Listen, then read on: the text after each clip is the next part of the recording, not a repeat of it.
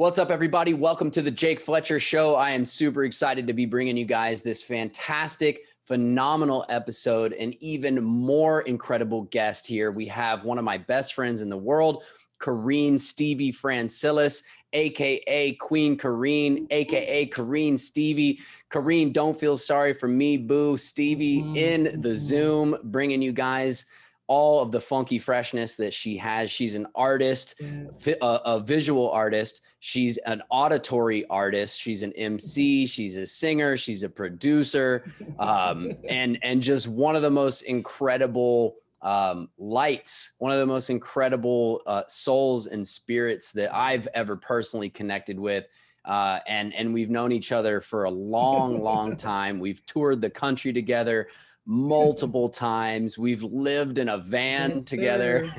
we could probably leave that part out, but it's in there now. So, but yeah, one of the founding members of Telekinetic Walrus here. And how are you? How are you today, Kareem? You know what? I'm actually doing a lot better. That intro just took me from a 0 to a million real quick. So yes, I'm feeling better. I'm feeling better, just taking a step at a time. Obviously excited to be in space with you, talking about creativity and life and expressions, my favorite things that just always uplift my spirit. So I feel honored to be here for sure. What's going on with you? What's going on? What's up with you, man? Oh my gosh, so much. I'm knee deep would be an understatement. I'm about shoulder deep, if not higher, in the whole real estate world. And this podcast is one of the outlets for my creativity nowadays that actually gets put out into the world. Of course, I still make beats and stuff when I'm on my own. I got the push here, and the instruments over there in the background, so I'm still making music and stuff. Of course, this is more for the viewers, but yeah, I mean, this podcast is one of the ways I get to be creative, and what better way to channel that than to bring on literally one of the most creative people I've ever met or known. So I guess let's start with I'll give a little bit of background, and then I'd love for you to fill in any of the blind spots that I might miss, because you already have a pretty extensive biography for a living artist, and so yeah. I'm sure I can't cover all the ground, but I'll certainly try. So Corinne is, as I said, a visual artist. She makes all of the artwork for, and I'll talk about Telekinetic Walrus first, which is our band.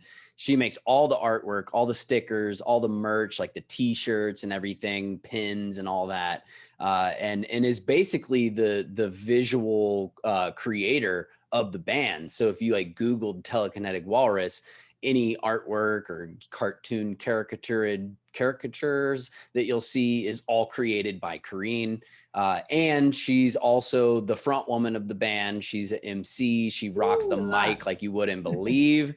And also one of the integral working members of the band, in the sense that, we it's not like we just showed up and played. There was always a lot of stuff happening behind the scenes, screen printing T-shirts, coordinating rehearsals and all kinds of stuff. So just a worker bee, like no other. And in addition to that, Corinne is also a very accomplished visual artist.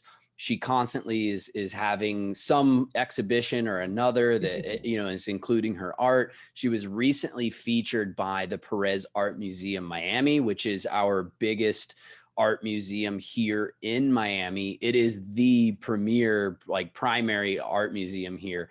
And they just featured Corinne's work and did featured you as an artist, I guess, better said, and did essentially a virtual artist talk with you. And there is also some talks, I believe, of your art being shown in the museum potentially. And are you still there with me? I think your screen might have froze. Oh, there we go. You're good. Did I freeze? Yeah, you froze for a second, but it's not, it wasn't Oh, bad. okay. Everybody's still Okay. with us. So Hopefully we can edit it out, that little part, and get us no, we back to don't where we need to. need to It's be. imperfect perfections, right? So, Hey. and there we go. So, and in addition to being an MC, you know, probably as prolific, if not more, Corinne is a lyricist, and a lyricist that it makes just the catchiest hooks and verses. And I'm gonna keep talking until your screen comes back. Oh She my also God, my Wi-Fi it was so you- strong today. Well, I don't know why it's like getting weak on me. What's going on? it's that evening time rush, you know, everybody comes Oh my home or whatever. God. Everybody's already home. Anyways, so Corinne is a Miami native. She grew up here in Miami, went to the Dash School, which I don't actually even know what that stands for, so you'll have to let us know. Yeah. Design and architecture senior high. So There we go. yeah. So went to a magnet art school here, and then went to SCAD, Savannah College of Art and Design in Atlanta.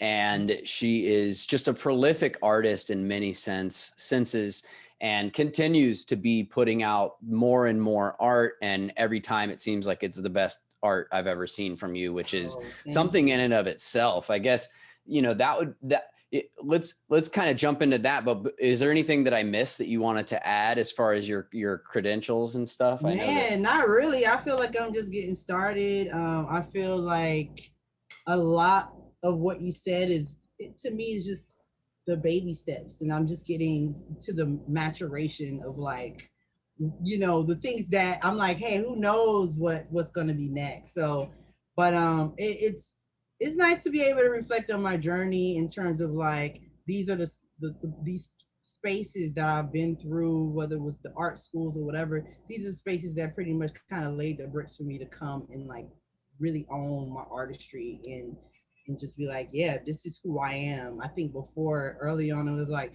am I an artist? Like, what is this? Why do I keep kind of like obsessing over these weird things as far as like proportions or shadows or whatever, these weird artistic terms. And it took me a while. It took me to be in college and be surrounded by other artists to be like, oh, I guess I'm an artist, because that's what they call this thing. But the journey has just been so long. It's just been a part of my life for so long that I like it's yeah, it's like now I fully understand and embrace it and see how it plays a role in how I create like my world, how I create my world, not just my art, but literally the world I'm in and I'm part of, So, but no, I think you did a great job. I appreciate the intro. I feel like, I just hope I don't freeze up the rest of the night and we can really like dive into some cool things.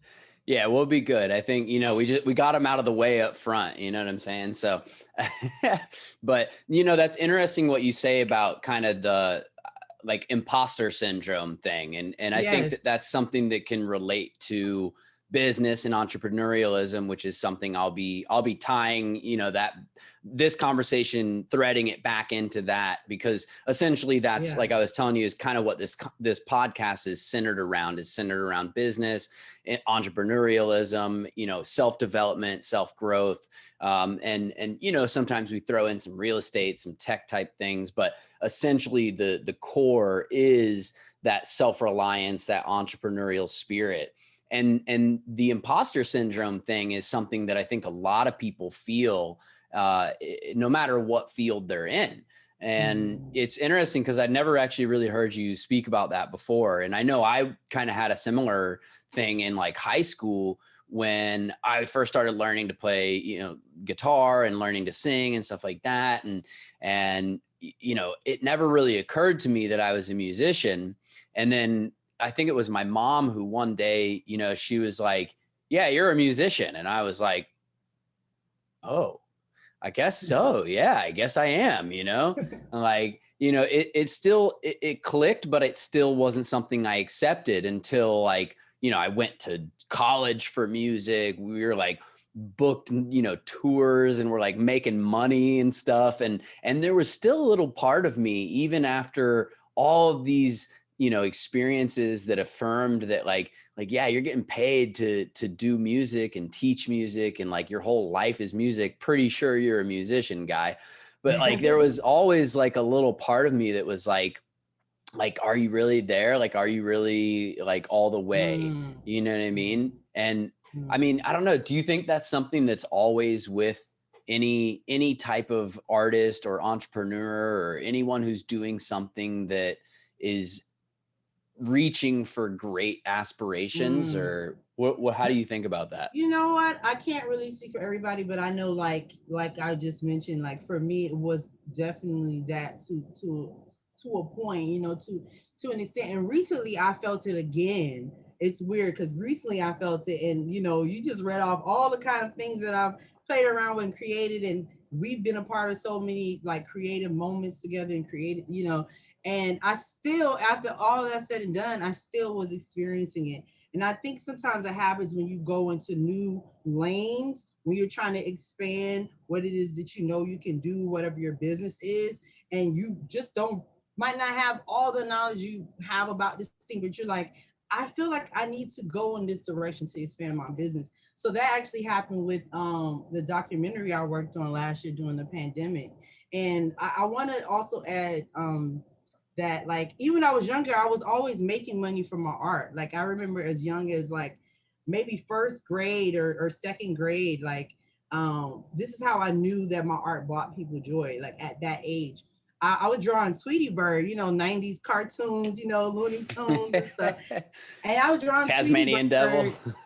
Yeah, the classics, and then I remember one of my classmates came up to me or sitting next to me and said, oh, hey, can you draw me one and I'll give you a quarter? And I'm like, sure. And I remember that day I kept drawing the same Tweety Bird, and I was just collecting my quarters because I knew after school I was going to go to the Candy Lady house, which is something here in the South in Miami. I don't know anywhere else, but we have something called the Candy Lady house, which is it's the older woman who lives in the neighborhood. She might have her screen door and then like a little like square to like sell candy to the kids. And so we would go, her house was like across the street from the schools. We go like, hey, I want a cookie for a quarter, or you can get like 2 cookies and like, or whatever, a little soda for like 50 cents. So, but anyways, I say all that to say, as early as that age, like I saw, I was making money from my art. And I also saw like, wow, this is something that people enjoy, people like that I do. And I think those are one of the things that kind of kept me going. But fast forward to the documentary real quick, and just the whole idea of imposter syndrome. When I was working on this documentary, like, Walrus, we've done music video productions, we put on tours, we put on many festivals, all these sort of different types of productions, levels of entertainment. And I was like, yeah, I think I'm ready to shoot my own like sort of production and see how that feels. Of course, the Walrus, we had a whole team of people. We had volunteers. We had ourselves, which within our band, we're already a big collective. But what this project was like going to be literally just me and my homegirl, me and my best friend working on it. And, there was moments where it was like, as we were planning it, I started to think like, oh, maybe we're just making tentative plans, and maybe we'll shoot this someday in the future. Like, even if we're doing all the like preparation, my friend Taryn Lee Crenshaw talked about her in my Pam interview. She's been making documentaries since her undergrad. Like this is what she does, but she's always done it from an academic standpoint, women's studies, queer studies, all that good stuff.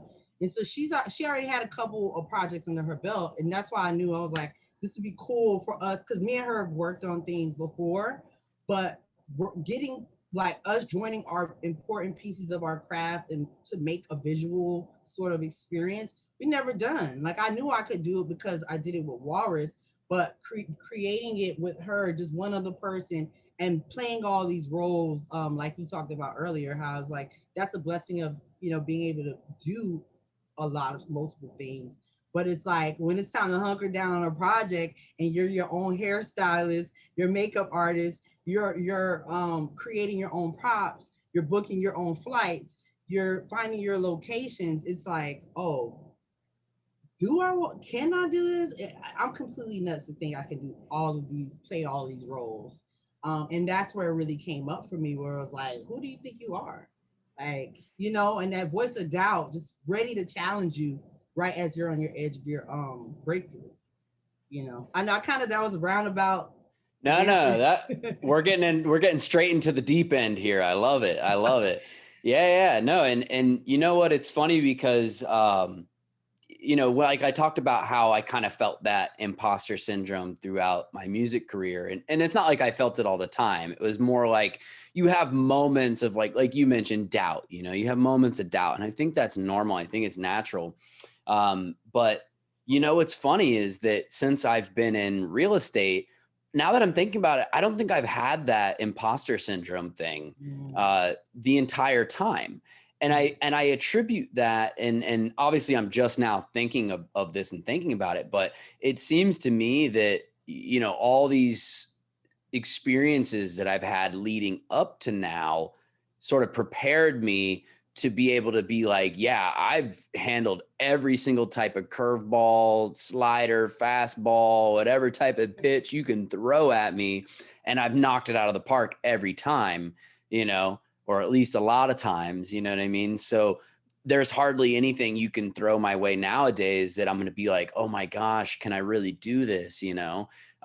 Because, and for anyone listening that doesn't know like the backstory and stuff, I was kind of like the business head of the, handling the business side of things. And so, that translated really well into real estate since day one, and so I think that there's like a lesson of, encouragement and affirmation there of like, if you keep trudging through it, and you keep just the consistency and the willingness to just carry on no matter what, and take the punches, good and bad, etc., that eventually I believe that most people will probably get to a place where they're like that, where they're like, throw it at me, like, let's see, like, maybe I'll do good, maybe I'll do bad, but I'm less intimidated now. Yeah, definitely. Again, for me, I think it's just like, expanding. Everybody talks about wanting to grow, whether it's grow their business, whether it's growing in their personality, whether it's growing financially, growing a family. Everybody talks about wanting to grow. But in order to grow, you have to go, like, I imagine the seed underground, right? It has to like really fight its way through the dirt, and like grow those roots just so it can grow and become something. And I think that's the part that we ask, we want to grow, we say we want these things, but when when we're being met with the challenges and forced with, the just being uncomfortable, it's like, oh my gosh, did I say I really wanted to grow? Because this is uncomfortable. Like, this hurts. This is Yeah. scary. This is do I know how to do this? And so that's where it comes, where it's like the unknown. The unknown, we've all been experiencing this idea of the unknown since the pandemic hit. And it's like some of us have handled it in the best way we can. Some of us have lost our minds. But again, it's just like, there's a lot that comes within those moments of uncertainty, and growth is one of the things that you can get to if you keep going, until you get to the light, going through the dark to get to the light. But for the most part, it's like, I feel like it comes with being challenged. Like, you might question yourself, and then you might have to snap back and be like, oh, no, I got this. You know what I mean? And kind of, and affirm to yourself, like, I actually do have this, and I actually have the experience and the tools I need to like expand and grow in whatever it is that I'm trying to grow in. Yeah. Yeah. I don't think that it's an accident that the conversation that includes like the challenges and the uncertainty also includes the growth aspect, right? Because I don't think that we grow very much at all unless we're challenged, unless there's some level of uncertainty or some aspect of uncertainty, at least. That you have to till the soil in order for the seed to even be planted in the first place, right? So things have to be getting mixed up. Things have to have some level of like tumultuousness, right? Because if you just throw that seed on top of the dirt without doing anything, it's just going to stay a seed. It's just going to sit there. Nothing's going to happen, But once you start mixing it up, getting dirty, get your hands dirty, You know, I think maybe I've taken this analogy too far, but No, I mean, for any of my planters, because I know during the pandemic, a lot of people got into plants. A lot of people were at Home Depot all the time, starting their gardens. So I think it's very relatable and sort of very clear that it's like, yeah, we can get to those next moments of expansion. We can grow our businesses. We can take on these new projects, but it is going to come with an amount of just being tested. Like, are you ready to take on this thing that you're asking to do, that you're asking to expand into? And like you were saying, even with you going into a new path, but you had the tools, you understood business, you understood certain things that you just naturally carried on into your new path, you know, or the expansion of your path. So it's the same thing with me. It's like I took everything I learned from the band. Like, I learned a lot of business, I have to admit. Early on, like, I was like any other artist, 90% art, 10% business. And I keep hearing this quote, but they're like, it has to be 90% business and 10% art. I was that artist that was just like, look, I just want to be creative. I want to make the coolest thing ever. I just want to win people's hearts with my work. And I was able to succeed. And I feel grateful being able to reach people and connect with people with my creativity. But then as I get to a point where you're getting older, you know, you're like, I want to thrive. I want to enjoy life. I want to go on little trips. I want to do different things. So it's like, it came to a point where I really had to like buckle down and start to understand business, you know, whether it was picking up a side gig and definitely in the band, like us literally selling, you know, creating our own merch and selling it and packaging it and taking it on tour and bringing it to a venue, creating our own merch booth. You know, these things were very important for me because it gave me the confidence and showed me like, oh, look how fast a shirt you designed sold out. You know, it's like, oh, okay, if I even questioned, I can't, you know what I mean? I have to eventually get past that imposter syndrome, get past the questioning and the doubting, and be like, oh, there's evidence that I can create a valuable product. I can create something that will touch people, that people will love and want to live with and want to tell people about and share. And that's where I'm at now, where it's like, okay, how do I take all this art and all this knowledge and not say make it marketable, but just continue to produce something that people can enjoy. And I feel like right now the artists have a lot of power to create content, you know, because we're already creating, and now there's this thing of content creator and influencer, and it's like these are things that was natural for artists just by their livelihood. You just being around an artist or being in creative space, and you go to the museum, you naturally feel inspired. So it's like, yeah, it's at that point where it's like, okay, something that comes natural to me. Now I need to figure out how I can eat. I need to eat, you know what I mean? And that's the next step for artists that I think that want to make it their life. Because other than that, there's so many creative people that you don't know who don't take it seriously or didn't make it or gave up right as they were at their what would have probably been their breakthrough, you know. Mm. And you know, so I'm just one of those that just keeps pushing through, you know, having the ups and the downs and the failures and feeling like, oh man, I almost made it or I failed, you know, like these are things that are important. I feel that builds character and just shows like, hey, um, I'm I'm serious about this. This is it for me, you know, this is life for me. So yeah, I don't know, man. I have a couple places I feel like I can take with it, but please jump in. Let me know. Let me know No, what's yeah. the word. I mean, feel free. I mean, you know, I'd love to explore kind of that relationship between, you know, being an artist and then having that realization of, like you said, I need to eat. And, you know, what is that dynamic like? Like, what does that look like? What does it feel like? How does that process work in the mind of an artist where you're like, you know, going from that 90-10 to the 10-90, you know, Mm. and how do you kind of reconcile that in your mind? I mean, you know, ideally, I guess, you know, most artists would probably just like to wake up and just work on art all day. But I mean, what would you recommend to, let's say that there's like some artists listening who want to, you know, kind of bridge into that world of making some type of living or maybe potentially making a career off their art.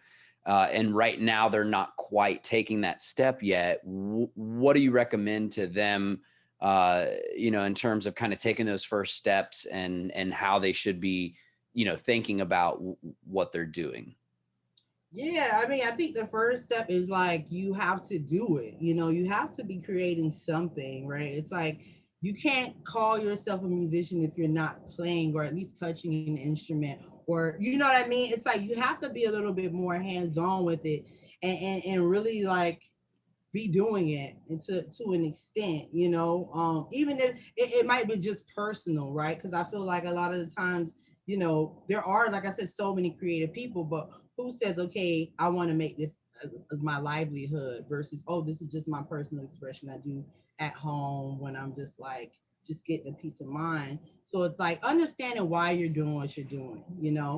One of the things, I have an uncle, he's very much into business, and he always says, know the business of your business. So like for me, it was like, okay, how does art get sold? How does the institution like of art, or like the museums, what's their role for artists? What's the importance of a museum? So it's like understand what aspect of the creative world you want to take. Maybe you want to be a musician, maybe you want to be a songwriter, maybe you want to be a tour manager. Like understand what those positions entail, you know what I mean?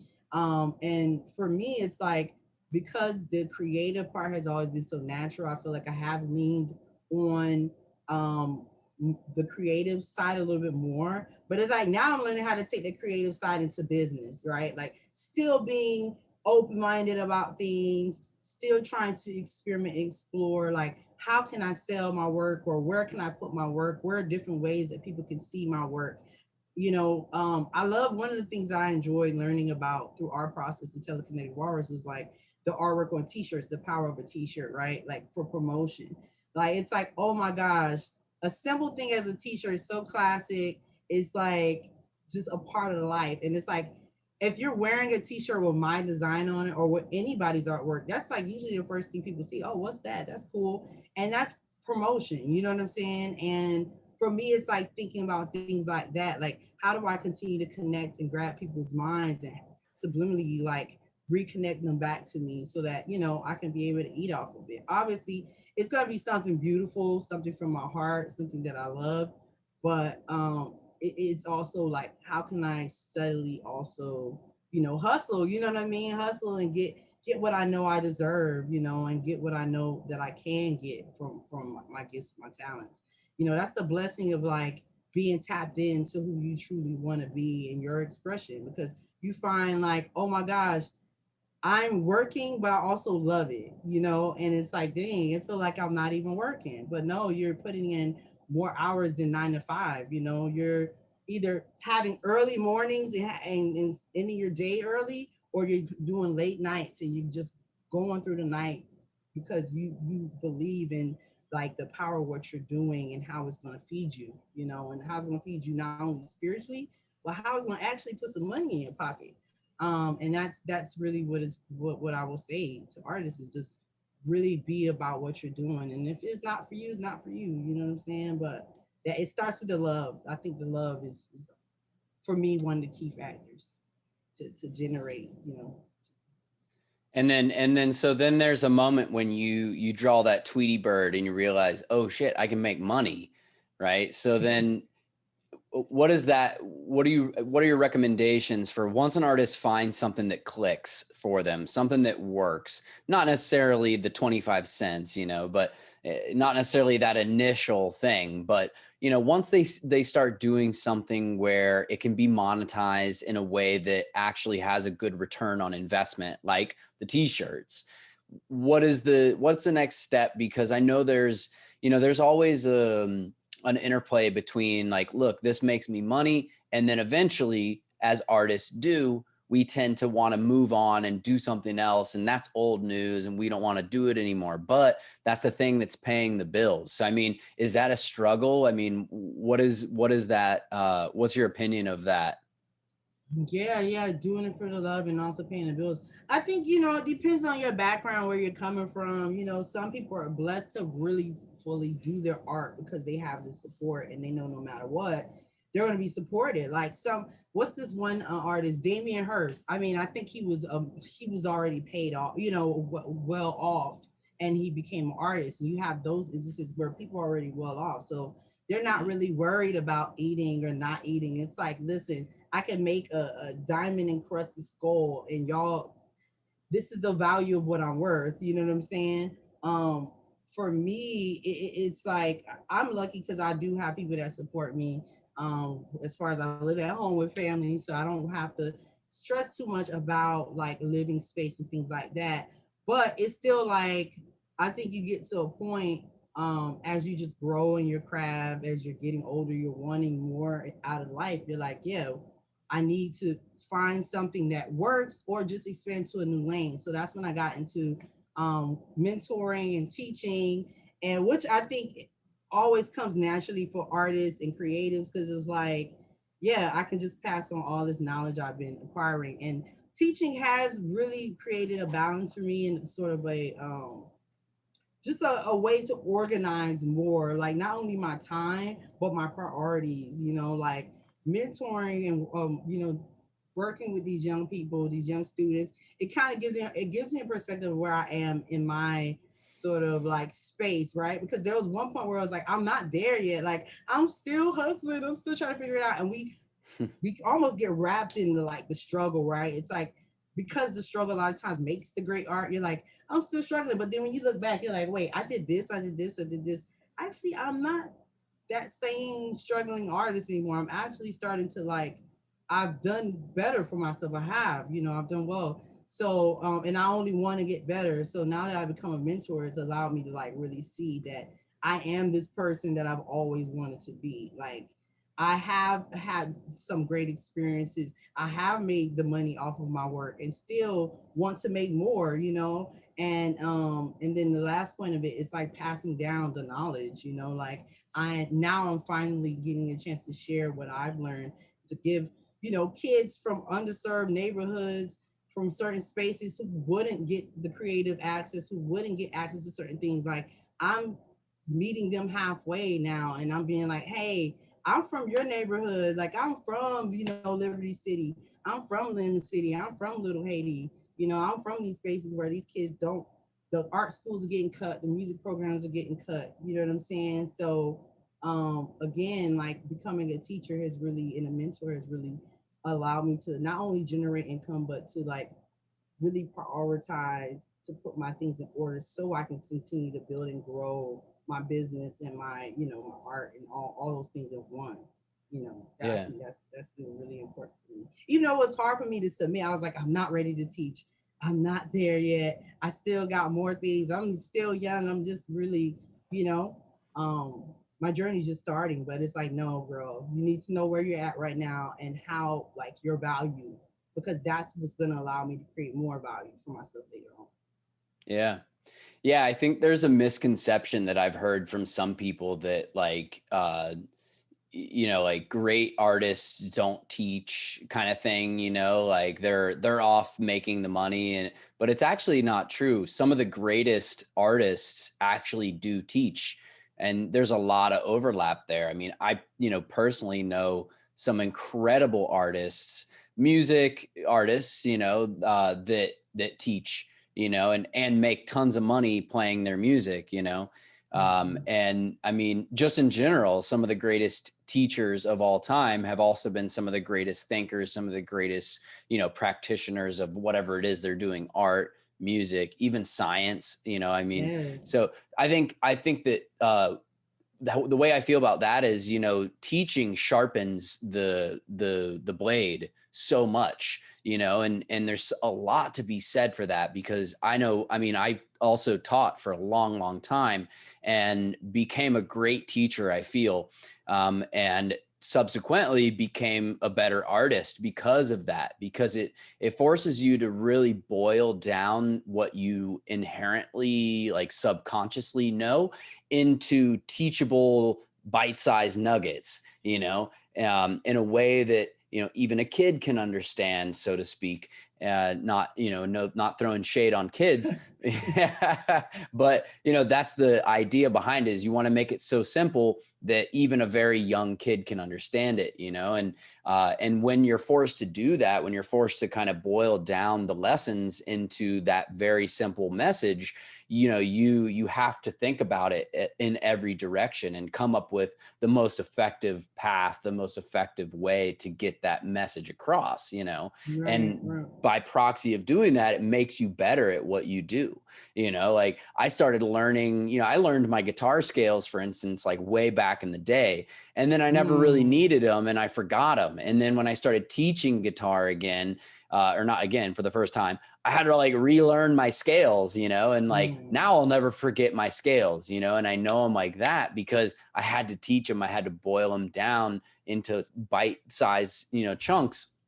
And there's nothing like that because, you're also learning at the same time. I mean, that's a common, theme, is that, teachers will say, they're learning from their students as much as their students are learning from them. And it's really true. And a lot of, unless you've taught before, you don't really fully grasp like the full scope of what that means. So, yeah. Definitely. And we had this saying like something about you want to become a student of your students or something like that.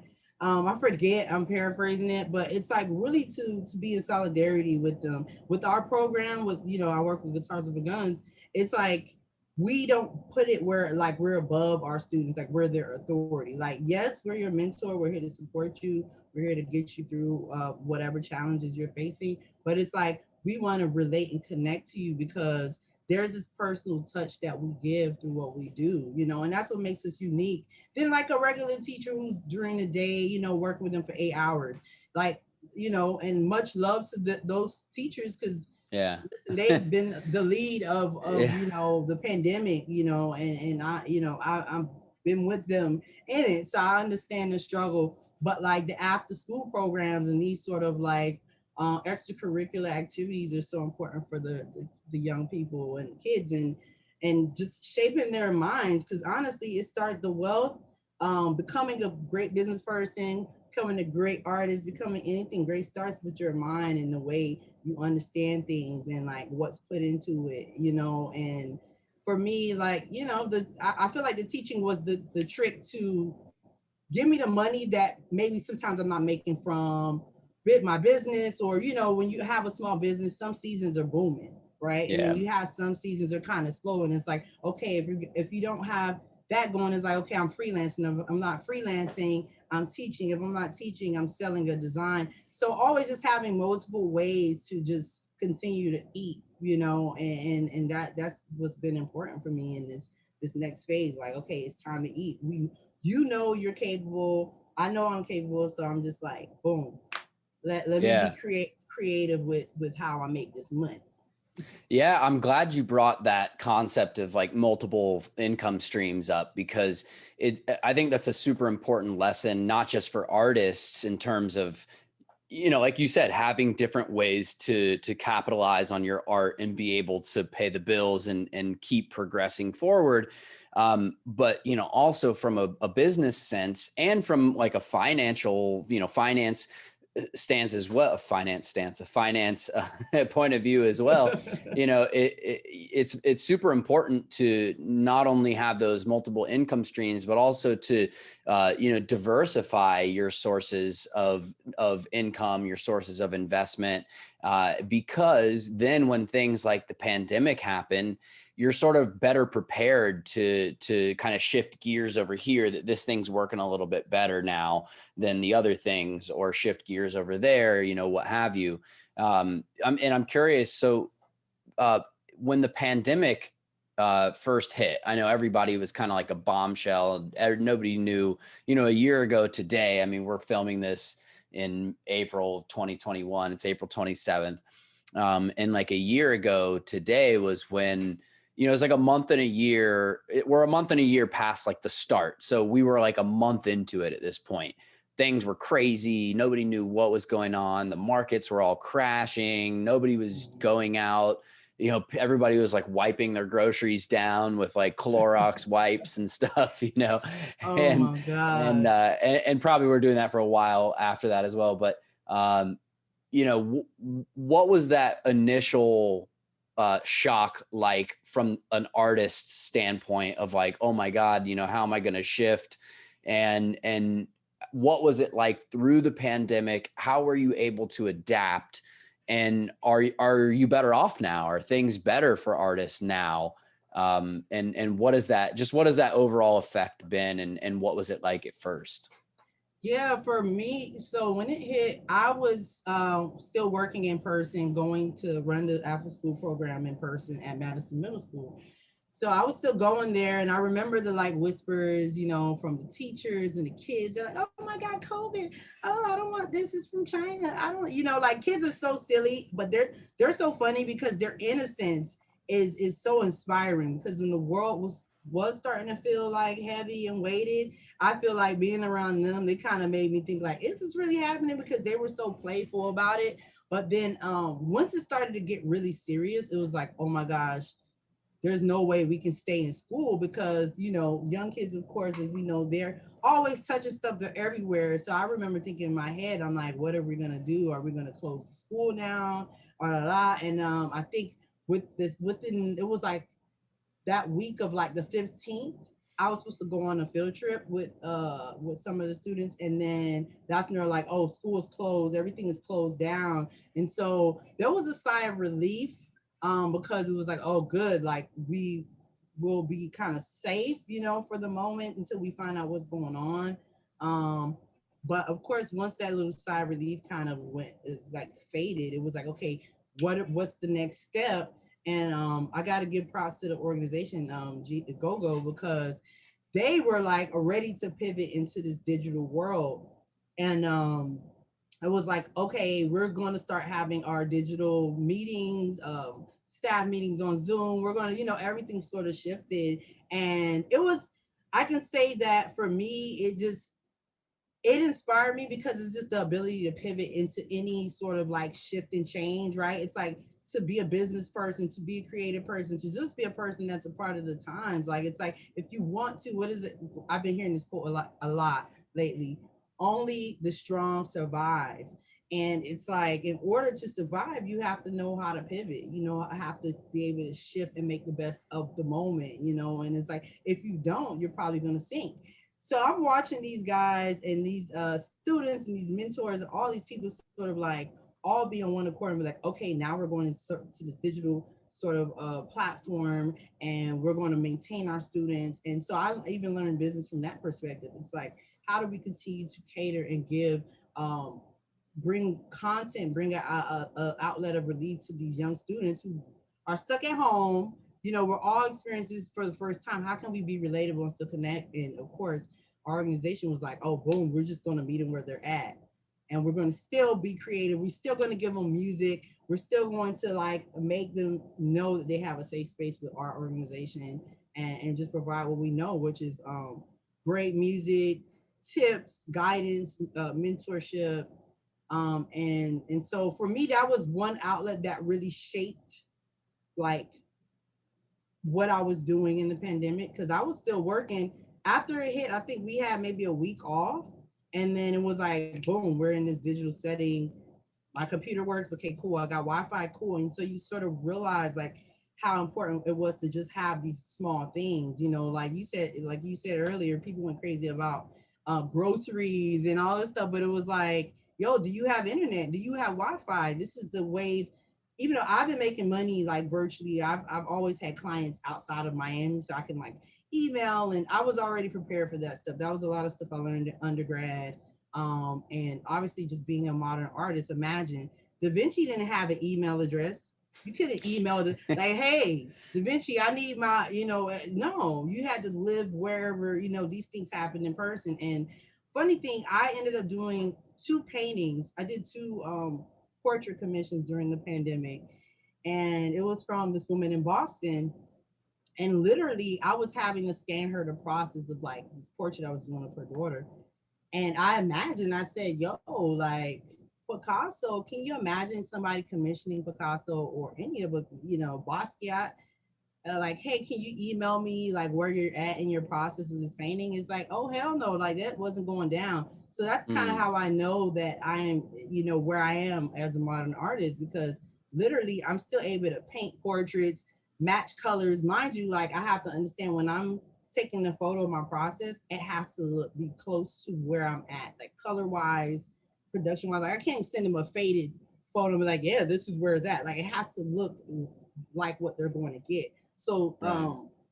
there's a lot about my business that I had to already know in order to fully like go into the swing of like, oh, all digital, like all Yeah. digital selling art, all digital teaching, all digital like performances, music, concerts, like all these things sort of just immediately like gradually my mind just shifted and locked in. So it's like literally I was adapting all these things that we did in person, even down to like, music releases, and like being like, okay, how do we plug this into this digital world? But again, I feel like so many of us we were already being groomed, to become these people, like society was already shaping us to like be more virtual and be a part of this virtual matrix. Um, Yeah. so No, that's true. I mean, imagine if something like this happened in like the 80s before email, and like we were modern society, but not connected in the way that we are, not able to Zoom and things like that. It probably would have affected our economy a lot more and affected individuals a lot more as well. And one thing I think that's beautiful is how resilient people are, and especially artists too, because it's almost like in the worst of times is when we need artists the most, and I use the term artists, as broadly as possible. right, Um, and artists seem to always step up to the plate, and always seem to not just be resilient, but figure out a way to sort of transition and actually, make that next thing, the next version that's pandemic certified and in the real time update, of the progress of the painting, or the real time, right, version of that next line of whatever it is that they're working on. But now it's, the pandemic version, and it's more applicable to the times. Do you feel like you're better off now as an artist in any way, or always, or how do you feel like the pandemic has sort of had an effect on your sort of, like, I guess, financial viability as an artist? Has it made it easier? in some ways, yeah, because I could say I was Ubering like a lot to and fro everywhere, and like because everything was shut down, and I'm a homebody, me. It's like, yo, like if I don't have to get out the house, like I'm in there, and so I saved. I mean, I saved like I'm sure $1,000 in Ubers for not, because everything was closed, So and that on that end, it definitely what I definitely had to come up, and then also talking about the stimmies, you know what I'm saying? The stimulus packages that a lot of people received. Artists got a lot of relief. I was I did get the stimmies, so I'm gonna put that out there, and I'm so grateful because I feel like the stimmies did help me in some respects. It really was the seed money, or it has been sort of the seed money for me to start saving up for what I feel like my next venture is going to be. Mm, So it has given me a leg up in some sense, but in some ways it's like just like most people is there's this layer of anxiety and sort of like mental madness that has come with with the pandemic, you know what I mean, mm, and that madness. So it's like, yeah, I'm in the house, like it's jokingly people are like, oh, I enjoy being in the house, but now y'all telling me to be in the house, like I want to get, people are feel more like, oh my gosh, my freedom is being taken away from me. right. So it's sort of that sort of thing where it's just like, man, there's a madness now because everybody's home. Before it was just like the people who were working from home. Now it's like everybody's in the house. So it does add another sort of layer to deal with mentally. But yeah, financially, I think it's helped me a lot, and it's like I said, put a lot of things in perspective for me. And I really see like now how when everything opens up back up, like I already have a plan for how I'm going to, get back out there, because I think there's a balance, like, with today's modern artists, whether it's the SoundCloud rapper or the Instagram painter or whatever, like a lot of these people, they're very excited about gaining followers and things like that, but they're not prepared that, like, hey, if you go viral tomorrow, like how are we going to maximize that? Because now you've created a platform, you are a platform, and say your thing pops tomorrow, like are you ready to fully take advantage of the looks, the views, the followers, and a lot of these young people, and some young and old, they go viral and they're like, oh, I was supposed to get a check for that. It's like the lady who did one of our earlier viral folks, Sweet Brown or whatever. She's the what is it? She said, I ain't have no shoes or nothing, Jesus. I ran for my life. This lady was so I Oh, forget the what was the fire. song. Yes. Yeah. I forget what her song was. Oh. They did a remix of her. Yes. And she was supposed to get royalties for it. I mean, her song, okay, so the Hide Your Kids, Hide Your Wife guy, like he got, because I think he ended up being on TV. He Oh was yeah, like he on one of the capitalized on awards. that. You know what I mean? And so just this whole idea of going viral, or like, oh man, I want to get followers for what? What is your purpose? You know what I mean? How are you going to transition into monetizing it if it does happen? Yeah. Because we are willingly giving these platforms so much of our lives, and so everything. the average person, the artist, the whoever, everyone's just giving so much of themselves to these platforms. So it's like, I think that people have to just start to realize like the value in their likeness, and I think a lot of artists don't learn that too. And we are going deep. I'm like unlocking some codes right now. So, pay attention. I wish there was like a bell for every time, but yeah, man, it's about being prepared for when the moment hits. And so for me, it's just like, look, I'm always creating. I'm working on things, because it's like that's my bank. You understand what I'm saying? It's like, if I'm not if you don't work, you don't eat. So for me, it's like, if you don't create, you don't eat.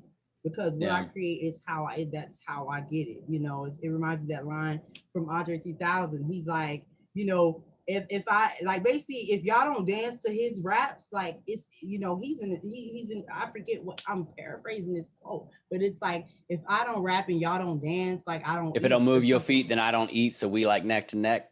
Thank you. Yeah. Thank you. I know Real all his Outcast lyrics. fan. Real Outcast. It's actually tattooed on my back.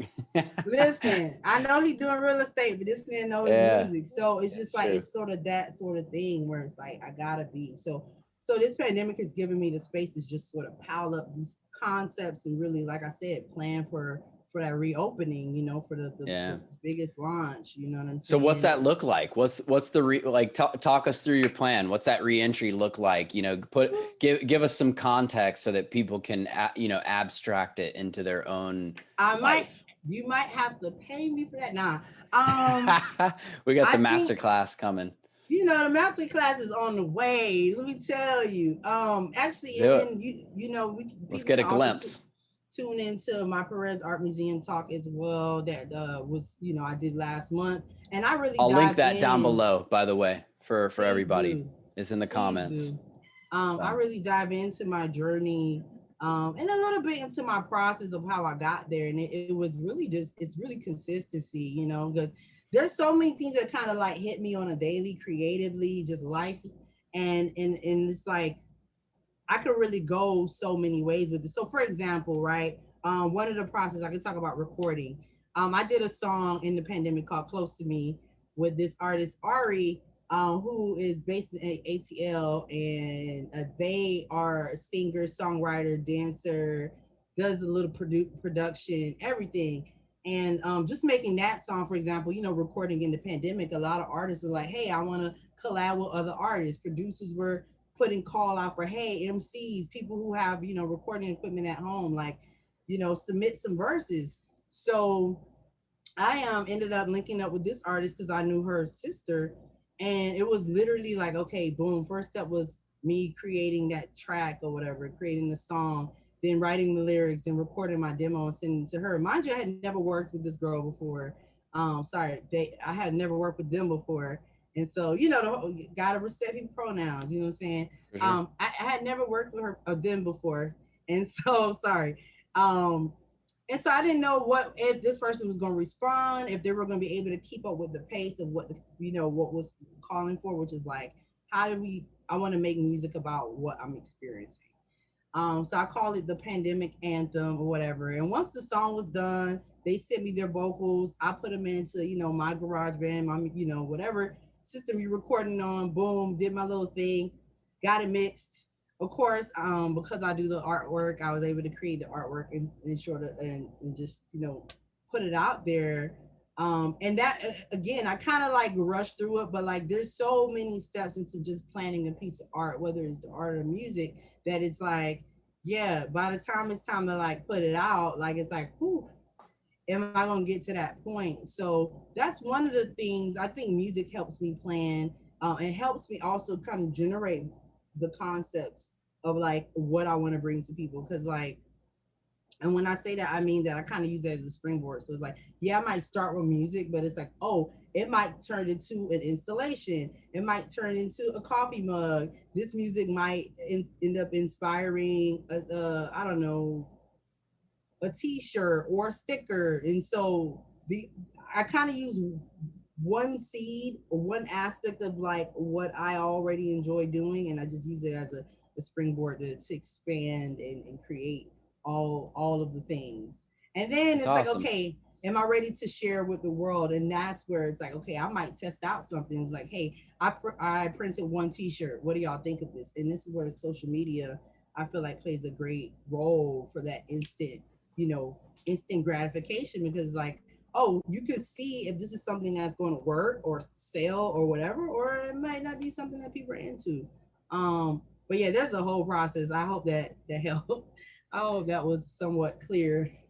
Yeah, no, I mean, it seems like, like the springboard thing, I think is a very helpful kind of nugget of wisdom, that kind of take what you're already good at and use it to sort of expand and reach to new, not just to new avenues, but also to new people, and really try to kind of diversify what you're doing and reach new listeners or new fans at the same time. And I think that's something that's important for creators of any type, and business people as well, is that if nobody knows who we are, then the chances of us reaching whatever level of success that we've sought out for ourselves, I think, diminishes greatly. And like I said, that goes for anybody who is producing anything, whether it's art, music, fashion, a real estate service of any sort, you know what I mean? And so you got to let people know about it. And one good way to do that is to collaborate with people, and reach new fanships, like, I have different people come on my podcast. I've gotten business through doing this podcast, um, collaborating with other producers, like, in your case, and things like that. So I think that's a great tip for people, is to try to leverage your networks and leverage the relationships you already have to build your business, to build yourself, and to build new relationships, because life is all about relationships, and nobody is a monolith. Nobody is doing it all by themselves alone and really reaching, astronomical levels of anything.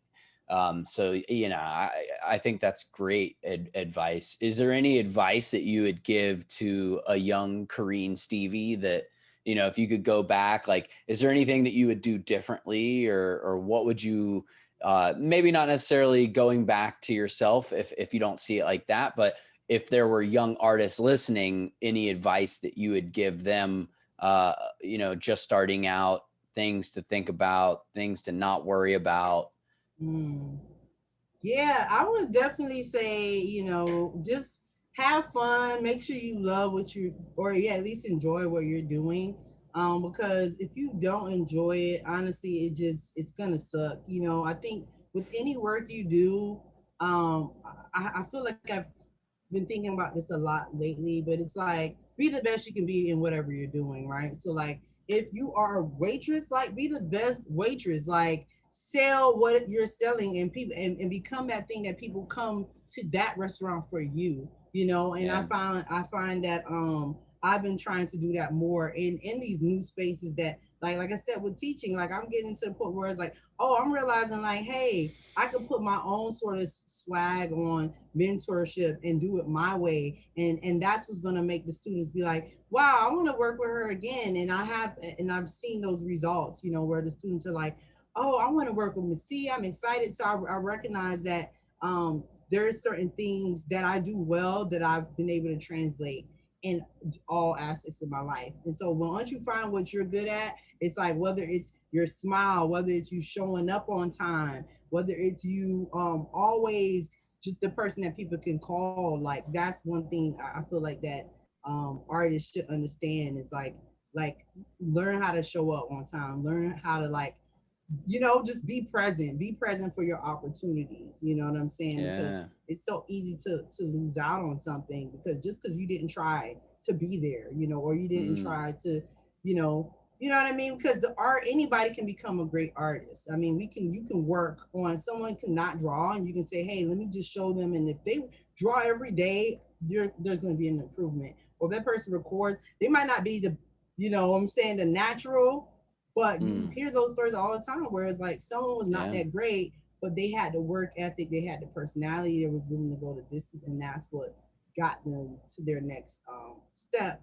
And then the other part of it is like you were talking about connecting with other people, that word of mouth, like once you are putting yourself out there and you are willing to connect and collaborate, like the beauty of for my business is always been word of mouth. Like people come back because it's like I gave a good service, or I they like my style of how I design and how I walk them through the process, and they appreciate that I keep them abreast to each step that I'm taking. And then next thing you know, they're like telling their friend, hey, there's this girl that does illustration, or there's this girl that designs t-shirts, like hit her up. Or I have the repeat customers, the same people who come back year after year or time after time because they know that they can trust me. And so definitely, like I said, it's just those small tools and tips that you can use, which is being consistent, communicating with people, and just the power of word of mouth, like just being a good person to people. That can go a long way, as just as a person. Forget about the creative stuff. How many times do you meet super talented people who are off? So that's what I would Yeah. say. Just like, Especially in the creative world. I mean, it's so common that you have like naturally talented, gifted people and they just don't show up, literally and figuratively. And what you were saying kind of reminds me of one of my favorite sayings that my granddad used to always say, which he would say, if you're going to do something, you might as well do it right. Which is a variation of other sayings that exist, but that's how he would say it, is if you're going to do something, you might as well do it right. And that's the way I've always thought of it, that it's like, just showing up is half the battle, and then the other half is doing your best job that you can, which includes, like you said, being present, like being aware, like in the moment, not just being present physically, but being present mentally and being ready for those opportunities when they happen so that you can jump on them. Because if you don't, somebody else will. And if you have that pattern of not being ready, not only are you going to miss those opportunities, but that'll start to become your reputation as well. And then you lose that word of mm-hmm. mouth, and you lose those people who are like, yeah, Kareem, man, she's the one that you want to get for, making your t-shirt designs or your illustrations for this and that, your logos and stuff. And once you lose that reputation, once you lose that word of mouth, it's real hard to bounce back from that. Because most businesses, especially that provide any type of service, ultimately are going to get the majority of their revenue from repeat customers. I know it's like that in real estate. I know tons of other industries that it's like that. I mean, that's just how we work as humans. When something when something works for us, we will continue to patron, be patrons of that, and that's Yes. a huge lesson in and of itself. So Yeah. what's next for you? Or did you want to add something onto that?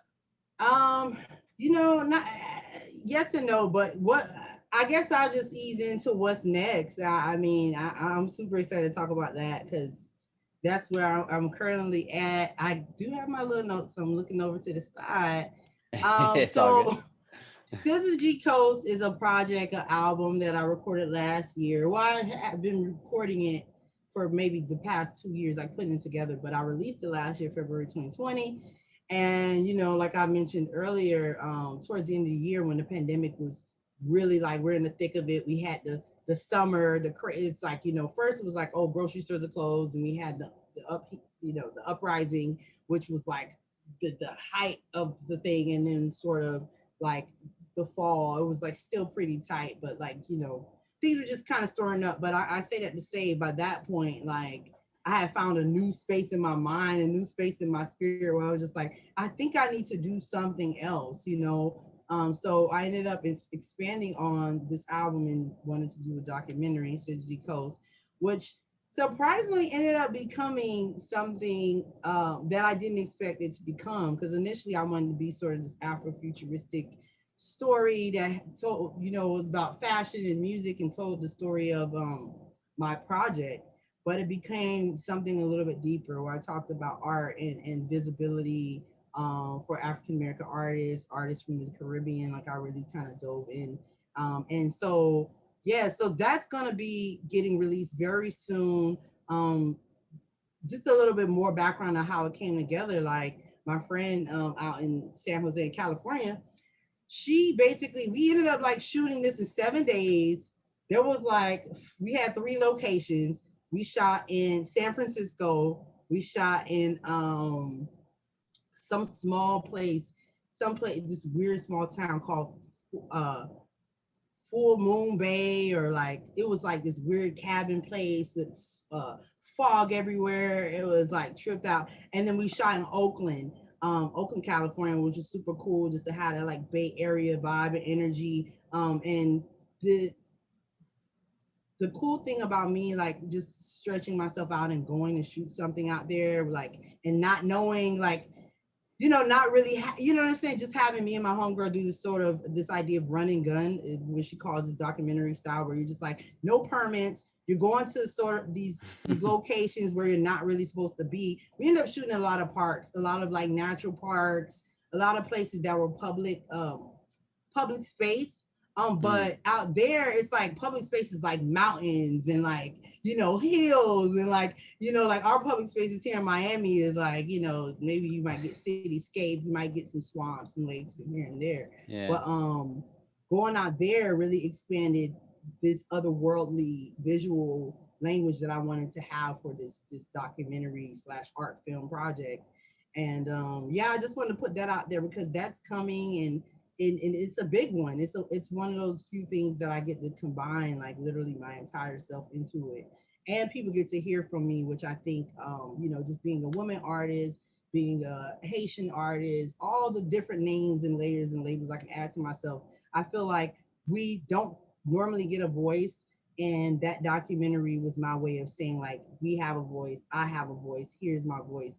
I'm going to highlight my voice and basically create the platform for myself, because a lot of times as artists, we feel like, oh, we have to wait for the label, we have to wait for the manager, we have to wait for these people to care enough about what we do. And it's like, no, if you don't care about your life, your business, your art, your family, your whatever, nobody's going to care. You know what I'm saying? And this is what we learned last year within the pandemic. Like, we have to care for ourselves and obviously for our communities, but we have to start to care about ourselves, our health, believe in ourselves, and then from there we can like bring that out into the world and do good things, So yeah, I can't wait for y'all to check out the documentary. I know I kind of rambled on about that. The last thing I do want to talk about is the album. I'm featured on the compilation Guitars Over Guns project called "It May Be Raining." Wait, it may be pouring. The old man may be snoring. No. So the compilation album, and I'm not gonna go so deep into it, but it happened during the pandemic, and it was inspired by one of the students that we serve and work with.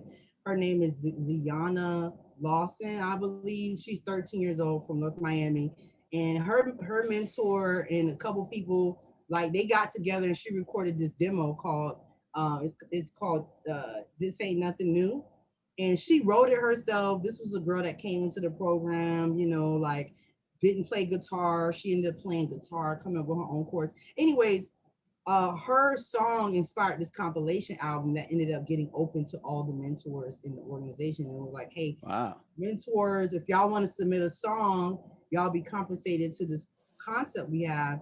And I ended up submitting a song called Breathe Through the Pain, which was inspired by, unfortunately, the lives that was lost to police brutality. So y'all can check out the song. It was a very rough, hard thing for me to do and a heavy thing for me to do, but I also felt like it was necessary for me to say their names, to say the names of all these people who lost who've been murdered in such a heinous way, and for it to be so public and on the internet, and like you're scrolling your timeline, you seeing somebody suffocating, like that type of stuff is not normal. So I feel like this album really highlights those different sort of heavier topics that happened last year and that's still happening now. And I want people to check that out.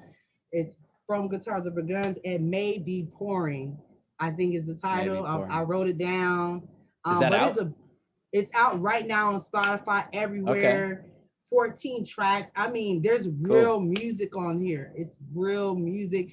There's one song called Homesick. I mean, the song is like 5 minutes, sang by Mish. She's a woman who's a mentor, who's been a part of the organization for 10 years. Her voice she will break your heart. I'm just telling you, some great music. So I wanted to just share those projects with people because those are things that's going on right now. And of course, there's a lot more things coming down the pipeline. I mean, I'm gonna put it out here now.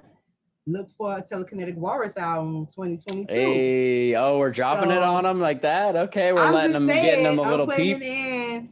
Yeah, putting it in there just hey, something's coming. So it's 2022 Walrus Crew.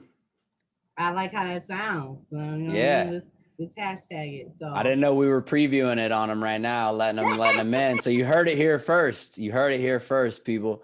All right, awesome. So what socials do you want to put out there for people to find you on, or website, or we can link it all below. We'll link the Go compilation. Yeah.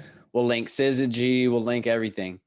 You can @ me and see Stevie on Twitter, and then it's spelled a little bit differently on Instagram, but I'm cstevie.arts, and of course CorinneStevie.com.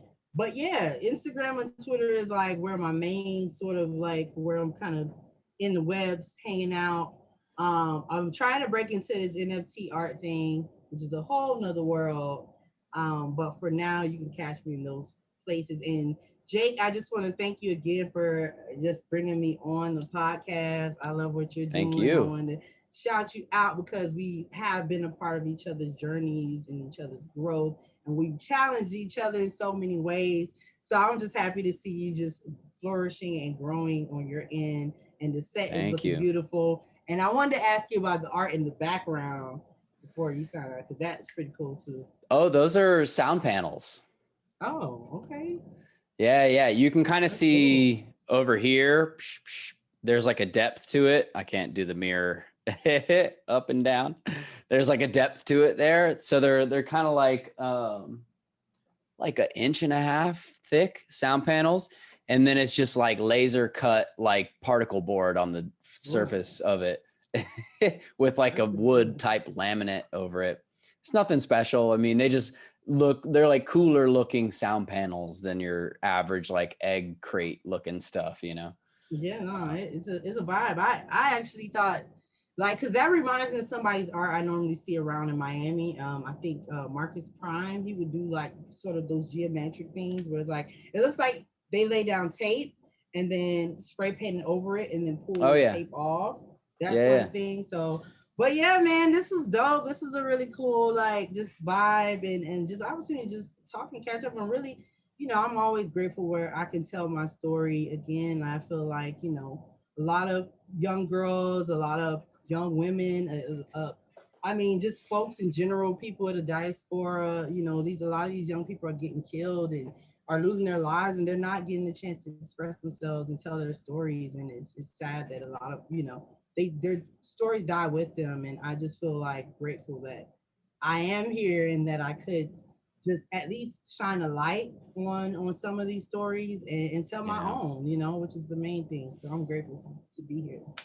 Definitely. Absolutely. Yeah.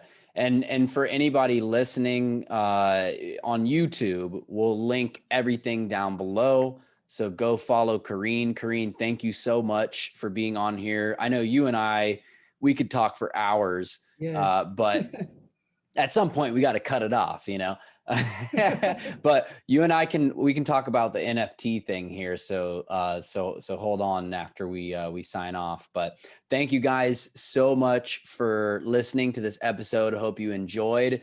Don't forget, it costs you $0.00 to click the like button, click the subscribe. Go ahead and subscribe to the channel before you leave, because if you leave, then you'll forget and then you have to come back to do it. So do it before you leave. Click the subscribe button if you're on YouTube. If you're listening on something else, make sure to follow, leave me a review, share this with anybody and everybody.